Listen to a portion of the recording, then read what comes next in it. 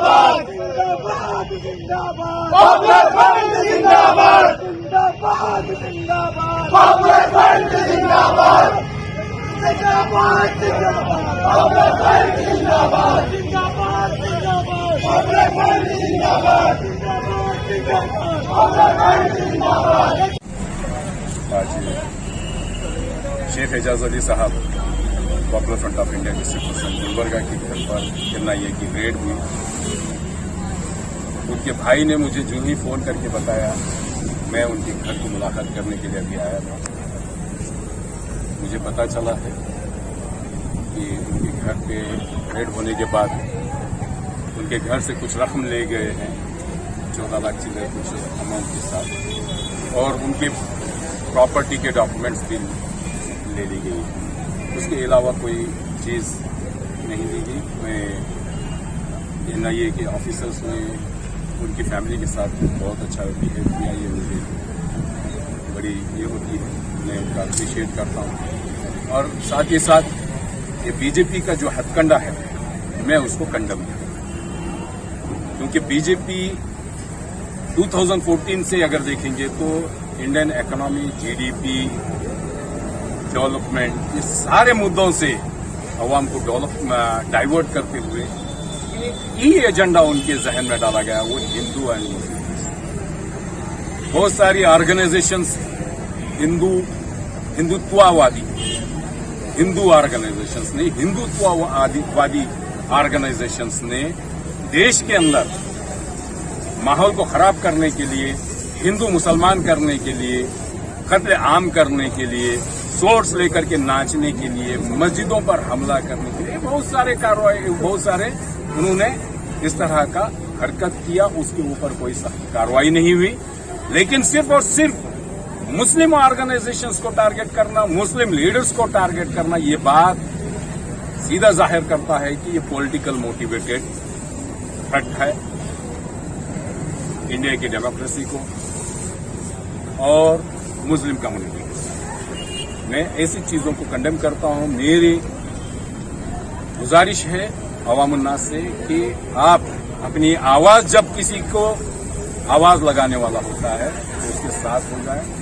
ये 23 जो assembly elections होने को हैं 2023 में और 2024 में एमपी इलेक्शंस होने वाले हैं, तो उसी को मद्देनजर रखते हुए अवाम को डाइवर्ट करना उनके मेन इश्यूज से, उनके प्रॉब्लम्स से, और लोगों को एक नया एजेंडा देना हिंदू मुसलमान का, जो ऑलरेडी लोगों के दिलो दिमाग में बोया जा चुका है। मैं कंडेम करता हूँ। पॉपुलर फ्रंट का स्टैंड क्या रहेगा कि पूरे स्टेट में यही हालत होगी? तो देखिए, पॉपुलर फ्रंट का स्टैंड क्या होगा, ये पॉपुलर फ्रंट की कंसर्न लीडरशिप जवाब देगी। लेकिन मेरा ये मानना है ये पॉलिटिकल मोटिवेटेड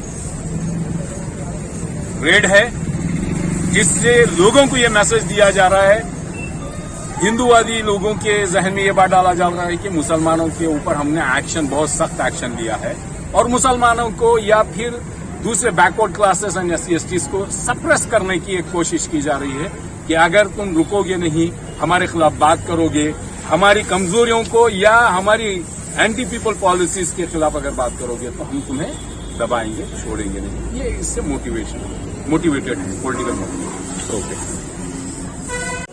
आज तकरीबन 5 से 6 स्टेट्स में और बहुत सारे डिस्ट्रिक्ट्स में तकरीबन 100 के करीब पॉपुलर फ्रंट ऑफ इंडिया के लीडर्स को अरेस्ट किया गया है। फ्रंट ऑफ इंडिया के जो डिस्ट्रिक्ट प्रेसिडेंट हैं, उनके घर पर सुबह 4 बजे अरेस्ट किया गया है। कुछ अमाउंट मिला है बोलकर बता रहे हैं। इनके घर में अब आने वाले महीने में 2 बच्चे की शादी है।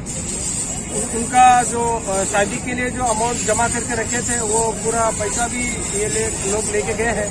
और अब जब डिपार्टमेंट से बात किए कि ये जो अमाउंट आप ले रहे हैं शादी का है, तो हमें तौफीक दिया कि नहीं, इंक्वायरी के बाद ये हम वापस देंगे बोल के बोले हैं।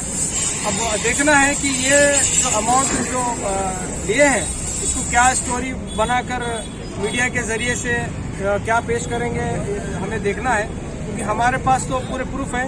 इनके अब्बा से अभी मुलाकात हुई है कि घर में आने वाले महीनों में 2 शादियां हैं बच्ची के, तो उसके लिए अमाउंट कुछ रखे थे लोग, वो अमाउंट भी ये लोग निकाले हैं। और घर के खर्चे के लिए भी जो कुछ अमाउंट रखे थे इनके अम्मी, उनके पास भी पूरे 5-5 रुपए तक के बंदे पूरे निकाले के गए हैं, बल्कि वो भी सुना है।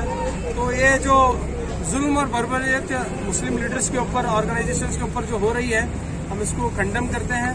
और ये डेमोक्रेसी को वीक करने की जो साजिश है बीजेपी की, हम इसके खिलाफ प्रोटेस्ट करते हैं। आगे आपका क्या स्टैंड रहेगा? अगर ऐसी ही हालत होगी तो आप लोगों का क्या स्टैंड होगा स्टेट में?